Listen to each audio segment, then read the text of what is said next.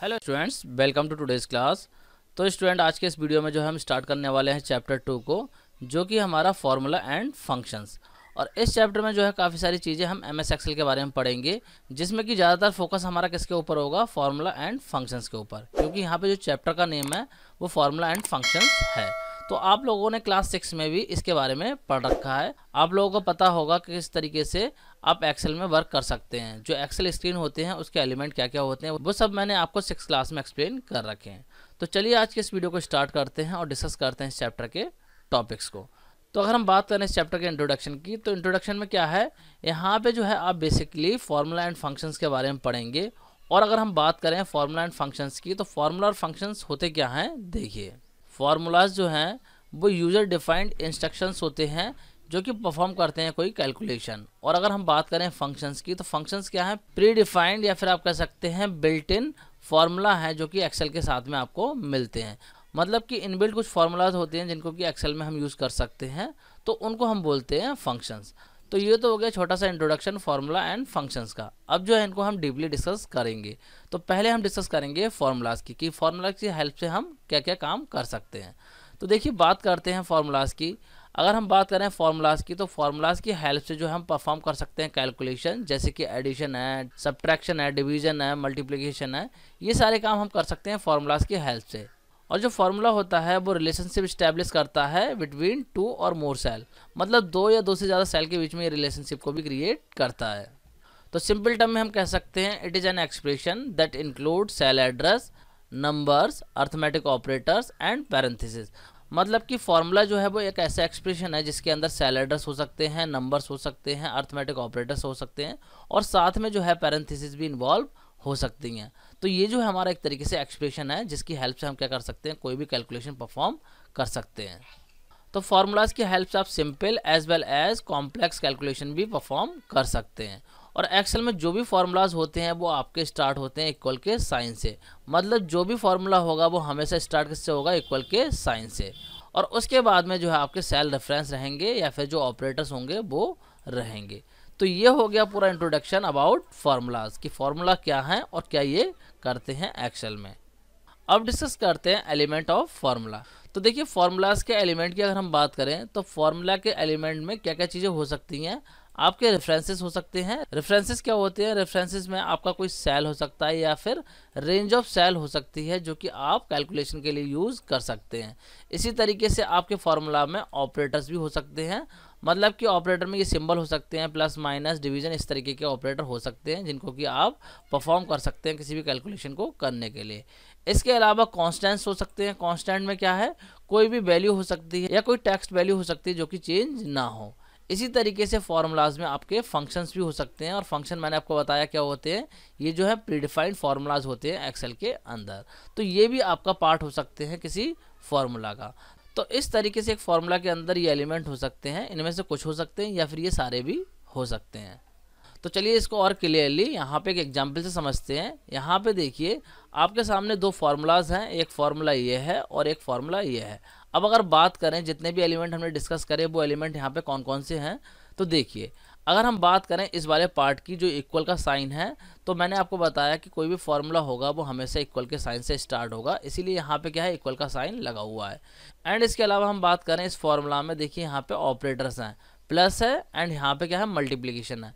तो इन दोनों को बोलेंगे हम मैथमेटिकल ऑपरेटर।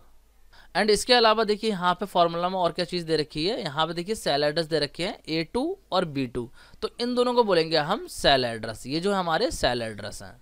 एंड इनके अलावा देखिए इस फॉर्मूला में जो है कांस्टेंट भी है। जो 5 है यहाँ पे वो आपका क्या है, कांस्टेंट है। तो यहाँ पे जो 5 है इसको हम बोलेंगे कांस्टेंट, क्योंकि यहाँ पे इसकी वैल्यू क्या है, आपकी फिक्स्ड है। तो आई होप आप लोगों को ये फार्मूला समझ में आ गया होगा और यहाँ पे क्या क्या एलिमेंट हैं वो भी आपको समझ में आ गए होंगे। इसी तरीके से इस वाले फार्मूला की अगर हम बात करें, तो यहाँ पे भी देखिए क्या है, इक्वल का साइन लगा हुआ है, मतलब कि इक्वल टू का सिंबल लगा हुआ है। तो ये इसलिए लगा हुआ है क्योंकि हमारा जो फार्मूला होता है वो इक्वल के साइन से स्टार्ट होता है। इसके अलावा देखिए यहाँ पे फंक्शन यूज हो रहा है, जो सम लिखा हुआ है ये है हमारा फंक्शन। ये जो है बिल्ट इन फंक्शन है जो कि एक्सेल के अंदर दे रखा होता है। इसके अलावा इस फॉर्मूला में भी क्या है, सेल एड्रेसेस हैं। E3 एंड E5 जो है वो हमारे क्या है, सेल एड्रेस। तो यहाँ पे E3 एंड E5 क्या हो जाएंगे, सेल एड्रेस। एंड इसके अलावा अगर आप यहाँ पे ऑब्जर्व करें तो ये जो है हमारी रेंज बन रही है, ये क्या है, पूरी एक रेंज है, मतलब कि E3 से लेके E5 तक का क्या हो, सम हो जाए। तो यहाँ पे इस पूरे को बोलेंगे हम रेंज। ये जो हमारा पूरा रेंज वाला पार्ट है इसी को बोलते हैं रेंज, कि यहाँ पे हमने सेल डिफाइन कर रखे हैं कहाँ से कहाँ तक का हमें सम करना है। तो ये सारे हो गए इस वाले फॉर्मूला के एलिमेंट्स। तो आई होप आप लोगों को समझ में आ गया होगा कि फॉर्मूला के क्या क्या एलिमेंट्स होते हैं। अब बात करते हैं कि किस तरीके से जो है हम किसी भी बेसिक फार्मूला को क्रिएट कर सकते हैं एक्सेल में। तो देखिए, अगर हम बात करें बेसिक फार्मूला की, तो बेसिक फार्मूला में जो है आपके वन टाइप के ऑपरेटर ही इन्वॉल्व हो सकते हैं। जैसे कि मान लीजिए आपको cell address B2, B3, B4, B5, B6 and B7 का जो है सम करना हो और उनका जो है रिजल्ट आपको डिस्प्ले करना हो B8 में।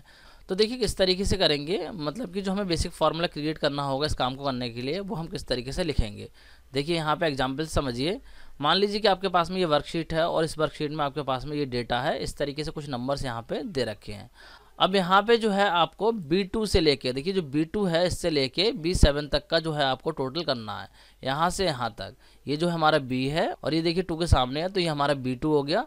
तो B2 से लेके हमारा यहाँ से B2 वाले सेल से लेके जो B7 है यहाँ तक का हमें टोटल करना है। तो फॉर्मूला कैसे रहेगा, तो इस काम को करने के लिए आप जो है फॉर्मूला इस तरीके से लिखेंगे। देखिए यहाँ पे हमने बोला था कि B8 के अंदर आपको फॉर्मूला लिखना है, तो B8 जो सेल है वहाँ पे हमने फॉर्मूला लगा दिया है। फॉर्मूला में क्या करा है, हमने इक्वल का साइन लगाया, फिर लिखा है B2 plus B3 plus B4 plus B5 plus B6 plus B7। इस तरीके से जो है आपका बेसिक फार्मूला ये क्रिएट हो गया है। जैसे ही आप एंटर प्रेस करेंगे तो जो भी टोटल है इनका वो यहाँ पे डिस्प्ले हो जाएगा। तो चलिए इसको मैं आपको प्रैक्टिकली करके दिखा देता हूँ। तो देखिए यहाँ पे जो है मैं एक्सेल की स्क्रीन में आ गया हूँ और यहाँ पे जो है वर्कशीट में मैंने नंबर ऑलरेडी लिखे हुए हैं। तो यहाँ पे जो है मान लीजिए मुझे B8 में फार्मूला लगाना है कि मुझे यहाँ से B2 से लेके B7 तक का टोटल करना है। तो फार्मूला किस तरीके से लगाऊंगा, मैं इक्वल का साइन लगाऊंगा और उसके बाद मैं यहाँ का सेल एड्रेस दूंगा। मैं डायरेक्टली टाइप कर सकता हूँ या फिर इस पर क्लिक करके भी यहाँ पे सेल एड्रेस ले सकता हूँ। तो मैं इस पर क्लिक कर देता हूँ, फिर प्लस लगा दूंगा, फिर इस पर क्लिक कर देता हूँ, फिर प्लस लगा दूंगा, फिर इस वाले पर क्लिक करता हूँ, फिर प्लस लगाऊंगा, फिर इस पर क्लिक करूँगा, प्लस लगाऊंगा, देन इस पर क्लिक करूँगा, प्लस लगाऊंगा एंड देन जो है लास्ट वाले पे क्लिक कर दूंगा, मतलब कि जो B7 है उस पर क्लिक कर देंगे। तो इस तरीके जो हमारा फॉर्मूला यहाँ पे क्रिएट हो गया है। अब जैसे ही मैं एंटर प्रेस करूंगा तो इनका टोटल यहाँ पे इस सेल में आ जाएगा, मतलब कि जो B8 सेल है उसमें हमारा टोटल आ जाएगा। देखिए मैं एंटर प्रेस करता हूँ, तो देखिए जैसे ही मैंने एंटर प्रेस कराया यहाँ पे, तो आप लोग देख सकते हैं B8 में जो है इनका टोटल यहाँ पे आ गया है। तो इस तरीके से जो आप कोई बेसिक फार्मूला को अप्लाई कर सकते हैं एक्सेल में। तो आई होप आप लोग को समझ में आ चुका होगा किस तरीके से जो है आप एक्सेल में बेसिक फार्मूला क्रिएट कर सकते हैं। अब बात करते हैं कि किस तरीके से आप एक कंपाउंड फार्मूला को क्रिएट करेंगे एक्सेल में, मतलब कि जो कंपाउंड फार्मूला होगा उसको किस तरीके से यूज़ करेंगे। तो कंपाउंड फार्मूलाज में जो है एक या एक से ज़्यादा ऑपरेटर की रिक्वायरमेंट होती है टू परफॉर्म कैलकुलेशन। जैसे कि अगर हम बात करें कि अगर हमें सिंपल इंटरेस्ट को कैलकुलेट करना हो तो हम जो है फार्मूला इस तरीके से लिखते हैं। तो इस फार्मूला को अगर हमें इम्प्लीमेंट करना हो एक्सेल में तो किस तरीके से करेंगे, मतलब कि अगर हमें कंपाउंड इंटरेस्ट को कैलकुलेट करना है तो हम किस तरीके से करेंगे इस फार्मूला को यूज़ करके। तो देखिए यहाँ पे समझिए, यहाँ पे मान लीजिए आपके पास में एक्सेल शीट में इस तरीके से डेटा है कि मान लीजिए जो प्रिंसिपल है आपके पास में वो 4500 है एंड जो इस पर इंटरेस्ट रेट है वो 5% है एंड जो टाइम है वो यहाँ पे 3 इयर्स का है। तो इसके लिए सिंपल इंटरेस्ट को किस तरीके से कैलकुलेट करेंगे, ये फॉर्मूला यूज़ करके। तो इस फॉर्मूला को अप्लाई करने के लिए हम क्या करेंगे, देखिए यहाँ पे हम लगाएंगे इक्वल का साइन और फिर हम यहाँ पे दे देंगे B2। B2 का मतलब है प्रिंसिपल, मतलब हमें प्रिंसिपल लेना है तो हमने P ले लिया है। तो P का मतलब है यहाँ पे B2 वाले सेल में हमारा प्रिंसिपल है, तो यहाँ पे हमने B2 लिख दिया है, मतलब कि इस वाले सेल का एड्रेस हमने यहाँ पे लिख दिया है। फिर हमने करा है यहाँ पे N2, तो N2 में क्या लिखा है हमने B3 में क्या है हमारा R का मतलब है रेट, तो रेट हमारा है B3 में, तो हमने यहाँ पे लिख दिया है B3। इसके बाद में है इंटू टी, यहाँ पे इंटू का साइन रह गया है, आप लोग इंटू का साइन लगा लेना, यहाँ पे इंटू रहेगा, ठीक है। तो इंटू टी, तो इंटू टी का मतलब है टाइम, तो यहाँ पे हमने कर दिया इंटू B4, क्योंकि जो टाइम है वो हमारा B4 वाले सेल में है, तो B4 सेल का एड्रेस हमने यहाँ पे दे दिया है। इसके बाद में है डिवाइडेड बाय 100, तो हमने यहाँ पे लगा दिया फॉरवर्ड स्लैश डिवाइड के लिए और उसके बाद में लिख दिया 100। तो जैसे ही एंटर करेंगे हम यहाँ पे, तो हमारा क्या होगा, जो हमारा सिंपल इंटरेस्ट है वो कैलकुलेट हो जाएगा। तो चलिए मैं इसको भी आपको प्रैक्टिकली एक्सेल में करके दिखा देता हूँ। तो देखिए यहाँ पे करते हैं एक्सेल में, तो यहाँ पे मैं ले लेता हूँ प्रिंसिपल, ठीक है, और प्रिंसिपल मैं मान लीजिए ले लेता हूँ यहाँ पे 10,000, ठीक है, 10,000 ले लिया एंड इसके बाद में जो यहाँ पे ले लेता हूँ मैं रेट, तो रेट मैं ले लेता हूँ, मान लीजिए यहाँ पे सपोज कि मैं 7% पे ले लेता हूँ, ठीक है। एंड इसके बाद में टाइम ले लेता हूँ, यहाँ पे मैं टाइम लिख देता हूँ, टाइम, और ये रहेगा हमारा इन ईयर, ठीक है। ईयर में लिख दिया मैंने टाइम। इस सेल को जो है मैं यहाँ पे बड़ा कर लेता हूँ, यहाँ पे इस तरीके से जो आप सेल को बड़ा कर सकते हैं, ठीक है। तो यहाँ पे मैंने दे दिया टाइम, और टाइम मैं कितना रखूँगा, मैं मान लीजिए रखता हूँ 6 ईयर। इस तरीके से जो मैंने यहाँ पे लिख दिया है। अब जो मैं यहाँ पे अप्लाई करता हूँ फॉर्मूला, तो उससे पहले यहाँ पे लिख देता हूँ simple interest, simple interest, interest, ठीक है। ये मैंने लिख दिया। इसको थोड़ा सा बड़ा कर लेता हूँ, और इसको भी थोड़ा बड़ा कर लेता हूँ, और यहाँ पे जो है इसको भी थोड़ा सा बड़ा कर लेता हूँ, जिससे कि फॉर्मूला हम अच्छे से लिख पाएँ। तो यहाँ पे लगाते हैं फॉर्मूला, तो यहाँ पे लिखता हूँ इक्वल। इसके बाद में क्या लिखूँगा, यहाँ पे लिखूँगा पी का मतलब प्रिंसिपल। तो प्रिंसिपल हमारा किस सेल में, इस वाले सेल में है, जो कि हमारा B4 है। तो यहाँ पे क्लिक कर दूंगा मैं, और यहाँ पे लगाऊंगा इनटू का साइन। देन जो है यहाँ पे आर लिखेंगे, आर का मतलब है रेट। रेट हमारा है किस सेल में, B5 में, तो इस पर क्लिक कर लूँगा मैं। इसके बाद में फिर इनटू का साइन लगाऊंगा, और यहाँ पे लेंगे हम टाइम। टाइम कहाँ पे हमारा B6 में, तो यहाँ पे लिख दूंगा मैं B6। इसके बाद में फॉरवर्ड स्लैश लगाऊंगा और लिख दूंगा मैं 100। अब जो हमारा फॉर्मूला पूरा कंप्लीट हो चुका है, जैसे ही मैं यहाँ पे एंटर प्रेस करूँगा, तो जो हमारा सिंपल इंटरेस्ट है वो कैलकुलेट हो जाएगा। देखिए मैं एंटर प्रेस करता हूँ, तो यहाँ पे आप लोग देख सकते हैं इसका जो सिंपल इंटरेस्ट है वो यहाँ पे कैलकुलेट हो चुका है। तो इस तरीके से जो है आप कंपाउंड फार्मूला को यूज़ कर सकते हैं। देखिए यहाँ पे जो हमने फार्मूला लगाया था, इसमें मल्टीपल ऑपरेटर यूज़ हो रहे हैं। देखिए यहाँ पे ये ऑपरेटर है, और इसके बाद में ये ऑपरेटर यहाँ पे अलग टाइप का है। तो इस तरीके से जो है यहाँ पे अलग अलग टाइप के ऑपरेटर यूज़ हो सकते हैं कंपाउंड फार्मूला में। तो आई होप आप लोगों को समझ में आ चुका होगा किस तरीके से आप कंपाउंड फार्मूला जो है क्रिएट कर सकते हैं एक्सेल के अंदर, और उससे किस तरीके से कैलकुलेशन परफॉर्म कर सकते हैं। अब बात करते हैं यूजिंग फार्मूला ऑन टेक्स्ट, कि किस तरीके से जो है हम टेक्स्ट पे फार्मूला को यूज़ कर सकते हैं। तो देखिए एक्सेल में जो है टेक्स्ट डेटा टाइप पे, मतलब कि जो स्ट्रिंग डेटा टाइप होता है हमारा, उस पे जो है आप ओनली एडिशन को परफॉर्म कर सकते हैं। मतलब कि दो टेक्स्ट को जो है आपस में आप ऐड कर सकते हैं। जो स्ट्रिंग्स होती हैं उनको आप ओनली ऐड कर सकते हैं, और एडिशन के अलावा कोई और ऑपरेशन जो है आप टेक्स्ट पर परफॉर्म नहीं कर सकते। जैसे कि सब्ट्रैक्शन है, मल्टीप्लिकेशन है, डिवीजन है, ये सारे काम जो है आप टेक्स्ट पे परफॉर्म नहीं कर सकते। तो अगर बात करें स्ट्रिंग डेटा टाइप की, मतलब कि जो हमारे टेक्स्ट होते हैं उनको ज्वाइन करने की बात करें हम, तो उनको ज्वाइन आप कर सकते हैं एम्परसेंड सिंबल की हेल्प से। मतलब कि दो स्ट्रिंग को अगर आपको ज्वाइन करना है, तो जो है आपको ज्वाइन करने के लिए एम्परसेंड के सिंबल को यूज़ करना पड़ेगा, जो कि हमारा एंड का साइन होता है, इसको आपको यूज़ करना पड़ेगा। तो जब आप दो स्ट्रिंग को ऐड करते हैं, मतलब कि जो टेक्स्ट वैल्यू हैं उन दो टेक्स्ट वैल्यू को ऐड करते हैं, तो उसको बोलते हैं कॉनकैटिनेशन। मतलब कि दो टेक्स्ट को ऐड करने के प्रोसेस को हम बोलते हैं कॉनकैटिनेशन। तो चलिए इसको एग्जांपल से समझते हैं। देखिए मान लीजिए आपके पास में एक सेल में दिल्ली है और एक सेल में मुंबई है, और दोनों ही सेल में देखिए जो डेटा है वो हमारा टेक्स्ट टाइप का है, मतलब कि कह सकते हैं आप स्ट्रिंग टाइप का है। अब इन दोनों को अगर आपको ज्वाइन करना है, तो ज्वाइन करने के लिए आपको करना क्या पड़ेगा, आप इक्वल लगाएंगे, मतलब कि जो फॉर्मूला है वो हमारा इक्वल से स्टार्ट होगा, और उसके बाद में सेल एड्रेस देंगे, A1 का सेल एड्रेस देंगे क्योंकि दिल्ली A1 में है। फिर एम्परसेंड का सिंबल लगाएंगे, मतलब कि जो एंड का साइन होता है वो लगाएंगे। देन जो है आप B1 लिखेंगे, क्योंकि जो मुंबई है वो B1 वाले सेल एड्रेस में है। तो इस तरीके से आप सेल एड्रेस देंगे। तो यहाँ पे क्या होगा, जैसे ही आप एंटर करेंगे तो ये दोनों जो टेक्स्ट हैं वो ऐड हो जाएंगे, आपका एक ही सेल में लिख के आ जाएगा दिल्ली मुंबई। तो चलिए इसको मैं आपको प्रैक्टिकली करके दिखा देता हूँ। तो देखिए यहाँ पे करके दिखाता हूँ। तो मैं मान लीजिए इसमें लिख देता हूँ दिल्ली, एंड इस वाले सेल में लिख देता हूँ मुंबई। अब इन दोनों को जो है मैं ज्वाइन करता हूँ इस वाले सेल में, तो यहाँ पे लगाऊंगा इक्वल का साइन, फिर मैं लिखूंगा इस वाले सेल का एड्रेस। तो इस वाले सेल का एड्रेस हो जाएगा A2, क्योंकि यहाँ पे जो है मेरा दिल्ली A2 में लिखा हुआ है। फिर मैं यहाँ पे लगा दूंगा एम्परसेंड, एंड देन जो है मैं यहाँ पे इस वाले सेल एड्रेस को दे दूंगा जो कि हमारा B2। तो यहाँ पे दे दूंगा इसका एड्रेस। जैसे ही अब मैं एंटर प्रेस करूंगा, ये दोनों स्ट्रिंग जो है ज्वाइन हो जाएंगी, जो टेक्स्ट है वो हमारे ज्वाइन हो जाएंगे। देखिए मैं यहाँ पे एंटर करता हूँ, तो यहाँ पे आप लोग देख सकते हैं दिल्ली मुंबई लिख के आ गया है, जो टेक्स्ट है वो हमारे ज्वाइन हो गए हैं। तो इस तरीके से जो है आप टेक्स्ट पे फॉर्मूला को अप्लाई कर सकते हैं, और इस तरीके से जब आप टेक्स्ट को ऐड करते हैं तो इसको बोलते हैं हम कॉनकैटिनेशन।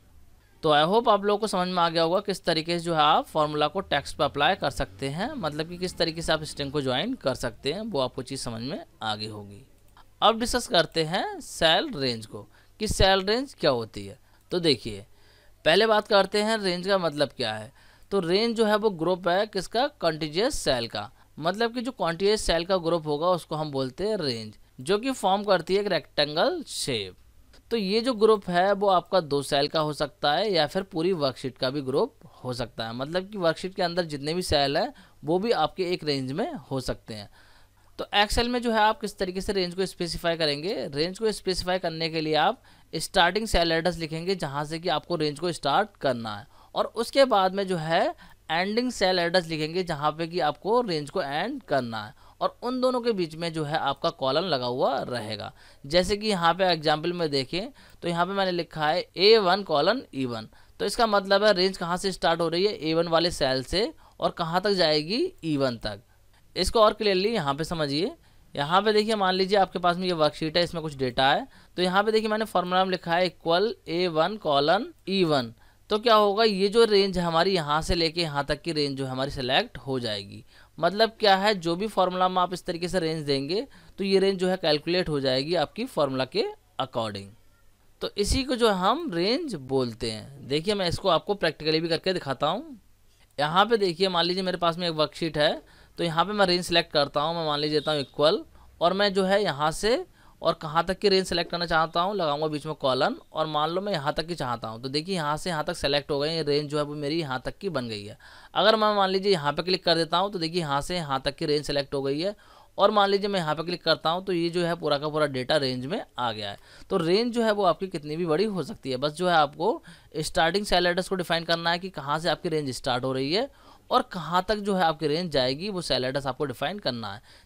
यहाँ पे देखिए मैं फर्स्ट वाला सेल एड्रेस चेंज करता हूँ, यहाँ पे मान लीजिए मैं कर देता हूँ B1, ठीक है। तो देखिए B1 से सेलेक्ट हो गई है रेंज, इस वाले को इसने छोड़ दिया है। मतलब जितना पार्ट आपको सेलेक्ट करना है रेंज में वो आप इस तरीके से कर सकते हैं। तो आई होप आप लोगों को सेल रेंज का कॉन्सेप्ट समझ में आ गया होगा, और किस तरीके से जो आप सेल की रेंज को सिलेक्ट कर सकते हैं वो भी आपको समझ में आ गया होगा।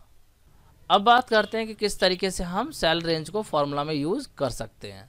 तो देखिए एक्सेल में जो है आप किसी भी फॉर्मूला में रेंज को यूज़ कर सकते हैं। किस तरीके से यूज़ करेंगे यहाँ पे समझिए। मान लीजिए कि यहाँ पे आपके पास में ये जो है सेल एड्रेस है, और मान लीजिए मुझे यहाँ से जो है यहाँ तक की सेल रेंज का टोटल करना है, मतलब कि सम करना है। तो यहाँ पे किस तरीके से करूँगा, देखिए यहाँ पे मैंने लिखा है इक्वल और फिर लगाया है सम। सम जो है मैं फंक्शन यूज़ कर रहा हूँ यहाँ पे, और यहाँ पे मैंने देखिए रेंज दी है A1 कॉलन E1। तो यहाँ पे A1 से लेके E1 तक की रेंज सेलेक्ट हो गई है, और जैसे ही मैं एंटर प्रेस करूँगा तो इसका जो है टोटल निकल जाएगा। तो चलिए मैं इसको आपको प्रैक्टिकली भी करके दिखा देता हूँ। देखिए यहाँ पे करता हूँ मैं यहाँ पे लिखता हूँ इक्वल और यहाँ पे सम लिख लेता हूँ, और उसके बाद में देखिए यहाँ पे रेंज दे देता हूँ A1 कॉलन, मान लीजिए मैं दे देता हूँ यहाँ से यहाँ तक की रेंज। तो यहाँ से यहाँ तक की जो रेंज है सेलेक्ट हो गई है। अब ये जो फॉर्मूला है हमारा सम, इसमें ये रेंज आपकी सेलेक्ट हो गई है। जैसे ही मैं एंटर करूँगा तो इस रेंज का क्या होगा, सम हो जाएगा। देखिए एंटर करता हूँ तो यहाँ पे आप लोग चेक कर सकते हैं, यहाँ पे क्या हो गया है, इस वाली रेंज का पूरा सम होके यहाँ पे डिस्प्ले हो गया है। इसी तरीके से अगर आप चाहें कुछ और रेंज का सम करना, मैं मान लीजिए यहाँ पे कर देता हूँ E7, ठीक है। तो देखिए पूरी रेंज सेलेक्ट हो गई है। अब जैसे एंटर करूंगा तो जितनी भी ये पूरी रेंज है इसका टोटल हो जाएगा, मतलब इसका सम होके यहाँ पे डिस्प्ले हो जाएगा। देखिए मैं एंटर प्रेस करता हूँ तो यहाँ पे देखिए जो पूरी रेंज सेलेक्टेड थी उसका सम हो गया है। तो इस तरीके से जो आप रेंज को यूज़ कर सकते हैं किसी भी फॉर्मूला में। तो आई होप आप लोगों को समझ में आ गया होगा किस तरीके से जो हम रेंज को फॉर्मूला में यूज़ कर सकते हैं।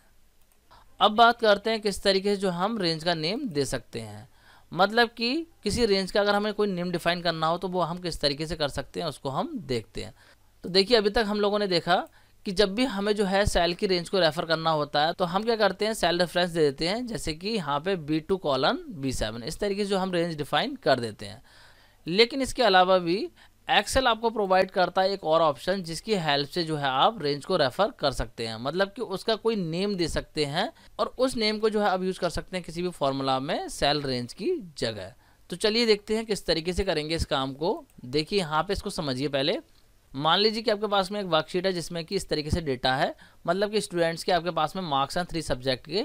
तो मान लो यहाँ पे कंप्यूटर वाले जो मार्क्स हैं इसकी मुझे रेंज डिफाइन करनी है। मान लीजिए मैं चाहता हूँ ये जितने मार्क्स हैं इन सबको एक रेंज में डिफाइन कर दूं, मतलब कि इन मार्क्स को यूज़ करने के लिए मुझे इस तरीके से लिखना ना पड़े D2 कॉलन D5, इस तरीके से लिखना ना पड़े। मैं चाहता हूँ इस रेंज को नेम देना।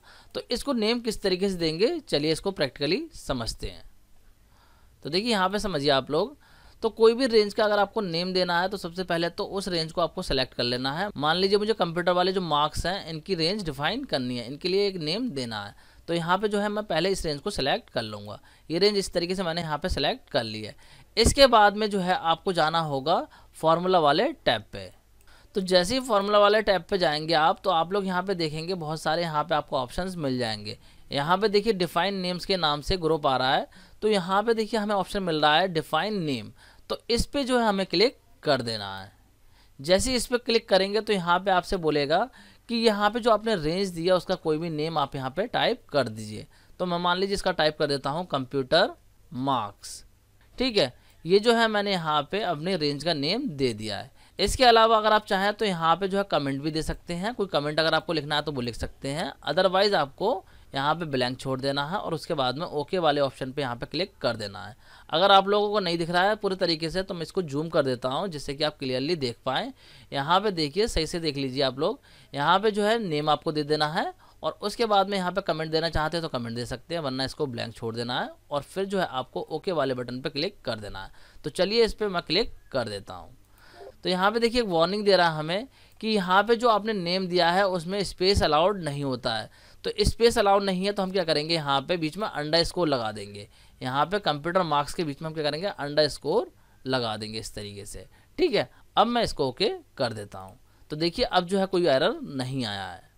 तो इस तरीके से जो है आप कोई भी रेंज का नेम यहाँ पे डिफाइन कर सकते हैं। तो आई होप आप लोगों को समझ में आ गया होगा किस तरीके से जो है आप किसी भी रेंज का नेम दे सकते हैं। अब बात करते हैं कि जो हमने नेम दिया है रेंज का, अगर उसको हमें यूज़ करना हो फार्मूला में तो किस तरीके से यूज़ करेंगे, चलिए उसको समझ लेते हैं। तो देखिए एक्सेल में जो है जो भी आपकी नेम्ड रेंज है जिसका कि आपने कोई नेम दिया है उसको आप यूज़ कर सकते हैं फार्मूला में। तो देखिए अभी अभी हम लोगों ने देखा कि कंप्यूटर के जो मार्क्स थे, तो यहाँ पे जो सेल एड्रेस थे उसको मैंने सेलेक्ट करके और इस पूरी रेंज का एक नेम दे दिया था। क्या नेम दिया था मैंने, कंप्यूटर अंडरस्कोर मार्क्स। मतलब कि कंप्यूटर मार्क्स के नाम से मैंने यहाँ पे इस रेंज को डिफाइन कर दिया था। तो चलिए इसको प्रैक्टिकली देखते हैं किस तरीके से जो हम उस रेंज को यूज़ करेंगे फार्मूला में। तो देखिए यहाँ पे देखते हैं। तो मान लीजिए मुझे जो है कंप्यूटर वाले जो मार्क्स हैं उनका टोटल करना है। तो टोटल करने के लिए मैं क्या करूँगा, यहाँ पे फार्मूला लगाऊंगा। मैं लिखूँगा यहाँ पे इक्वल और लिख दूंगा सम। ठीक है, इस तरीके से जो है मैंने सम लिख दिया है। अब जो है मैं चाहता हूँ इसकी पूरी रेंज को यूज़ करना, जो रेंज मैंने डिफाइन करी थी उसको यूज़ करना मैं चाहता हूँ। तो जो रेंज हमने डिफाइन करी थी कंप्यूटर मार्क्स के नाम से, उसको अगर हमें यूज़ करना है फार्मूला में तो किस तरीके से करेंगे।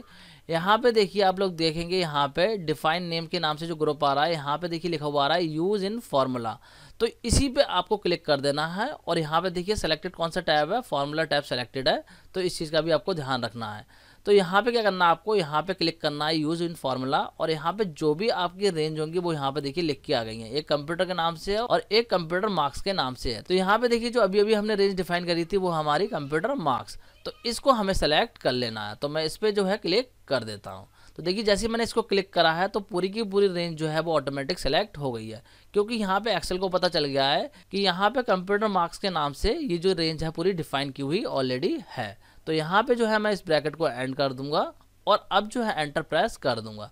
तो जैसे ही एंटर प्रेस करूंगा जो पूरी रेंज है उसका टोटल हो जाएगा। तो देखिए एंटर करता हूं, तो देखिए यहाँ पे आप लोग चेक कर सकते हैं जो हमारी रेंज थी उसका टोटल यहाँ पे डिस्प्ले हो गया है। तो इस तरीके से जो है आप डिफाइंड रेंज को यूज़ कर सकते हैं फॉर्मूला में। तो आई होप आप लोगों को समझ में आ गया होगा किस तरीके से जो है आप कोई भी नेम्ड रेंज को यूज़ कर सकते हैं फॉर्मूला में। अब जो हम डिस्कस करते हैं सेल रेफरेंसेस को और उसके टाइप्स को, कि सेल रेफरेंसेस क्या होते हैं। वैसे मैंने आपको बता दिया, लेकिन यहाँ पे और अच्छे से समझते हैं और इनके जो टाइप हैं, सेल रेफरेंसिंग के जो टाइप होते हैं उनको भी हम डिस्कस करेंगे। तो देखिए एक्सेल में जो सेल एड्रेस हम यूज़ करते हैं फॉर्मूला में उसको हम सेल रेफरेंस बोलते हैं। मतलब कि जो भी सेल का एड्रेस है जिसे कि हम फॉर्मूला में यूज़ करते हैं वो हमारा सेल रेफरेंस कहलाता है। जैसे कि यहाँ पे एग्जांपल में देखिए A1 जो है वो एक सेल रेफरेंस है।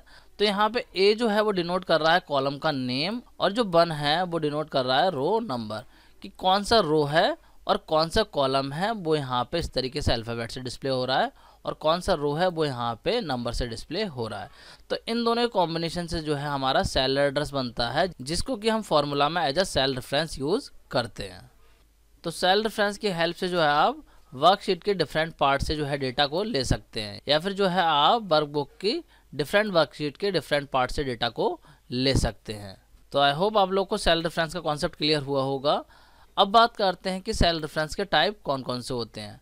तो टाइप्स ऑफ सेल रेफरेंस अगर हम बात करें तो यहाँ पे जो है एक्सेल में 3 टाइप के सेल रेफरेंसेस होते हैं। कौन कौन से हैं? पहला है यहाँ पे रिलेटिव सेल रेफरेंस, सेकंड है absolute cell reference and third है मिक्स सेल रेफरेंस।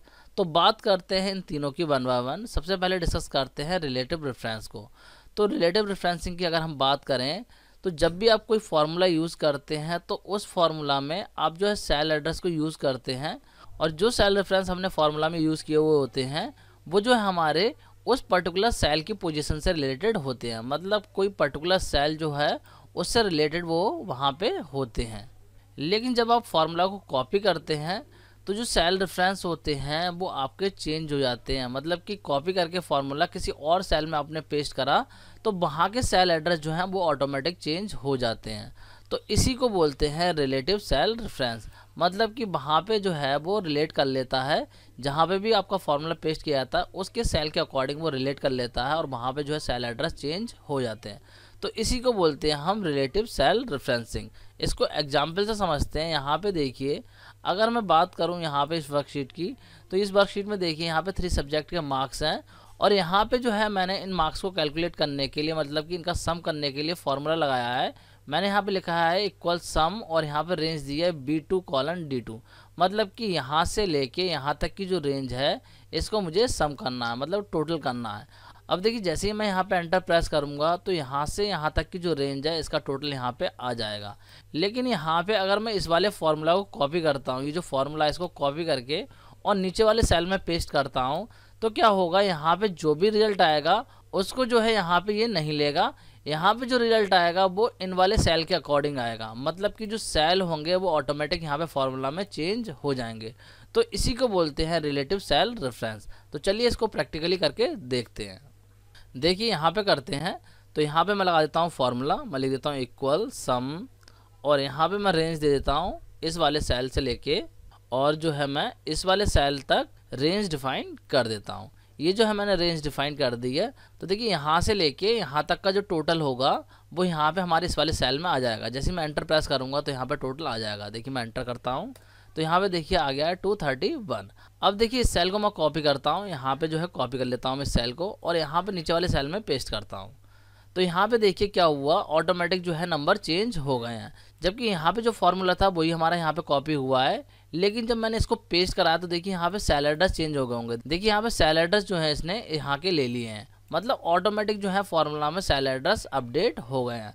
तो इस सेल एड्रेस के अकॉर्डिंग यहाँ पे आउटपुट आ रहा है। मतलब कि जो रिजल्ट है वो हमारा इस तरीके से आ रहा है। अगर यहाँ से कॉपी करके मैं नीचे वाले में पेस्ट करूँगा तो यहाँ पे जो है नीचे वाले के अकॉर्डिंग चेंज हो जाएगा। देखिए यहाँ पे इन वाले के अकॉर्डिंग चेंज हो गया है। तो जब हम ऐसा करते हैं कि एक सेल से फार्मूला को कॉपी करके दूसरे सेल में पेस्ट करते हैं और वहाँ पे जो है सेल एड्रेस दूसरे सेल में ऑटोमेटिक चेंज हो जाते हैं, तो इसी को बोलते हैं हम रिलेटिव सेल रेफरेंसिंग। तो आई होप आप लोग को समझ में आ चुका होगा कि रिलेटिव सेल रेफरेंस क्या होता है। अब बात करते हैं एब्सोल्यूट सेल रेफरेंस की। तो देखिए एब्सोल्यूट सेल रेफरेंस का मतलब है कि जब हम किसी फार्मूला को जो है कॉपी करें किसी सेल से और दूसरे सेल में जो हम पेस्ट कर दें तो वहाँ पे जो है सेल एड्रेस ऑटोमेटिक चेंज ना हो, तो ऐसे सेल रेफरेंस को हम बोलेंगे एब्सोल्यूट सेल रेफरेंस। मतलब कि सिंपल टर्म में आप कह सकते हैं एब्सोल्यूट सेल रेफरेंस में जो है फार्मूला के सेल एड्रेस जो है वो ऑटोमेटिक चेंज नहीं होते हैं। तो अगर आपको एब्सोल्यूट सेल रेफरेंस को यूज़ करना है अपने फार्मूला में तो आपको जो है डॉलर का साइन लगाना पड़ेगा कॉलम से पहले और रो नंबर से पहले। जैसे कि यहाँ पे एग्जाम्पल में आप लोग देख सकते हैं, यहाँ पे B2 है और D2 है, तो यहाँ पे B2 और D2 को प्लस करा है। जो B यहाँ पे कॉलम नेम है उससे पहले डॉलर लगा दिया, और जो 2 रो नंबर है उससे पहले भी डॉलर का साइन लगा दिया है। इसी तरीके से इस वाले पार्ट में भी हमने करा है। तो चलिए यहाँ पे इसको और क्लियरली समझते हैं। जैसे कि मैं मान लीजिए यहाँ पे टोटल करता हूँ इन वाले सेल एड्रेसेस का। मान लीजिए यहाँ पे इसका टोटल मैंने कराया तो फंक्शन लगाया मैंने इक्वल सम, और यहाँ पे जो है देखिए मैंने क्या कर दिए हैं जो सेल एड्रेस है उनको एब्सोल्यूट कर दिया है। अब जो यहाँ पे एंटर प्रेस करेंगे तो अभी भी क्या होगा, इन वाले सेल का क्या होगा टोटल होके यहाँ पे इस सेल में आ जाएगा। लेकिन जब इसको कॉपी किया जाएगा और नीचे वाले सेल में पेस्ट किया जाएगा तो यहाँ पे जो है सेल एड्रेस ऑटोमेटिक चेंज नहीं होंगे। जो भी यहाँ पे रिजल्ट होगा वही यहाँ पे आएगा, चाहे यहाँ पेस्ट कीजिए, चाहे यहाँ पेस्ट कीजिए, चाहे यहाँ पेस्ट कीजिए, हर जगह जो है रिजल्ट क्या होगा यहाँ वाला ही आएगा। मतलब जो फॉर्मूला के सेल एड्रेस हैं वो चेंज नहीं होंगे। तो चलिए इसको प्रैक्टिकली करके दिखाता हूँ। तो देखिए यहाँ पे करते हैं। तो यहाँ पे जो है मैं इसको हटा देता हूँ और अब जो है मैं यहाँ पे फॉर्मूला अप्लाई कर देता हूँ। मैं लिखता हूँ यहाँ पे इक्वल सम, और यहाँ पे दे देता हूँ मैं रेंज यहाँ से, और इस पार्ट को कर देता हूँ मैं एब्सोल्यूट। यहाँ पे लगाऊंगा मैं डॉलर का साइन, एंड रो नंबर से पहले भी डॉलर का साइन लगाऊंगा यहाँ पे। इसके बाद में जो है मैं यहाँ पे दूंगा कॉलन, और कहाँ तक की रेंज लेनी है मुझे, यहाँ तक की। इसके बाद में इस वाले पार्ट को भी मैं कर दूंगा एब्सोल्यूट, यहाँ पे कर दूंगा डॉलर का साइन, एंड इसके बाद में यहाँ पे भी डॉलर का साइन लगा दूंगा, एंड लास्ट में जो है ब्रैकेट क्लोज कर दूंगा। अब देखिए जैसे एंटर प्रेस करूंगा तो टोटल हो जाएगा। देखिए यहाँ पे टोटल हो गया है।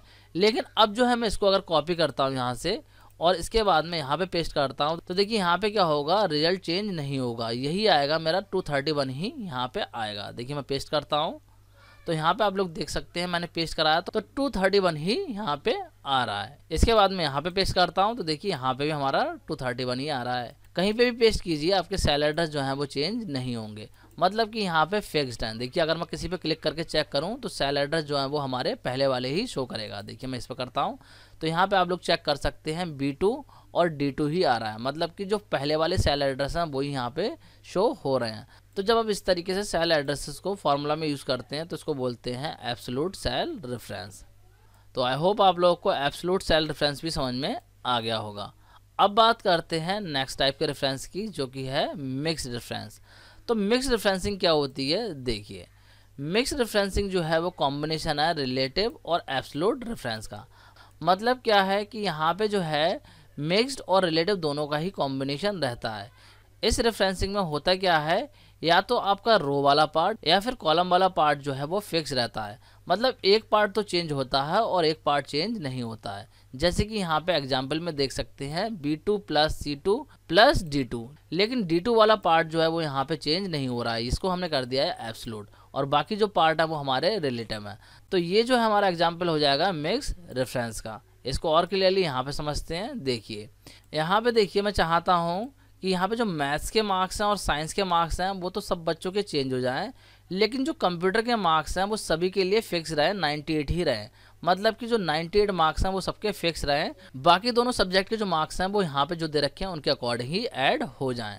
तो यहाँ पे टोटल किस तरीके से करेंगे, देखिए यहाँ पे मैंने यहाँ पे लिखा है इक्वल B2 प्लस C2 और प्लस कर दिया यहाँ पे D2, और D2 वाले पार्ट को कर दिया एब्सोल्यूट, मतलब कि 98 जो है वो सभी में ऐड हो जाएं, B2 प्लस C2, और यहाँ पे देखिए 98 ही रहे।